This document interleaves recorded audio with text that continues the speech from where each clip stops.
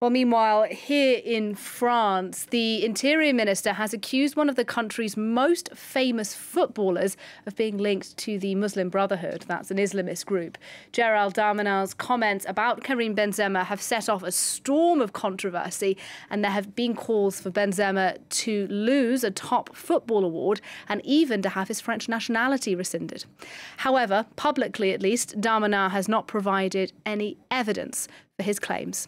Looking into this for us is Clovis Casali, our reporter. He's with me right now. Clovis, first of all, give us a sense as to what Darmanin's people are saying about this, because, as I say, when he made that television address, Darmanin didn't have a lot of details about this allegation. Absolutely. Who better than Darmanin's advisors to know exactly what the Interior Minister actually thinks?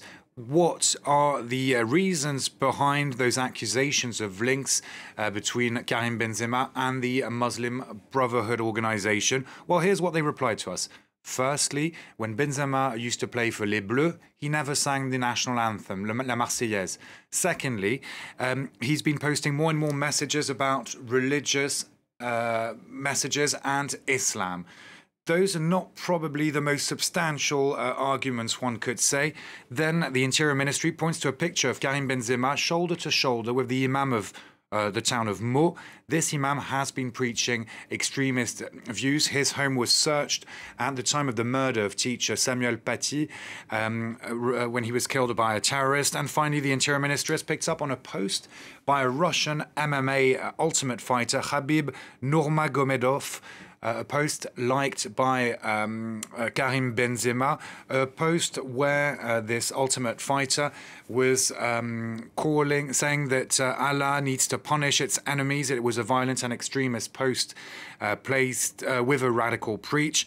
But as Darmanin's teams puts it, none of that can actually lead to Benzema being taken to court. They just say that it's a bagged signal, an unclear message sent by Benzema, a major football star with a huge following, and that's why it's such a shame, according to Darmanin's team. Benzema's lawyer is furious. This morning, he took to the channel RMC, saying Darmanin is playing in the hands of the French far right. Let's take a listen to the lawyer of the Ballon d'Or winner, football superstar Karim Benzema. He's accusing him of being more religiously observant. Even if that's true, so what? Where's the link to the Muslim Brotherhood, which he does not support?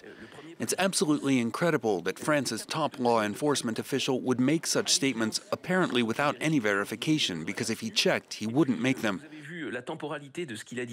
And the timing of all this makes no sense. Why say something like this now? It's like they thought, hey, this will make some noise, let's just say it. It's unacceptable.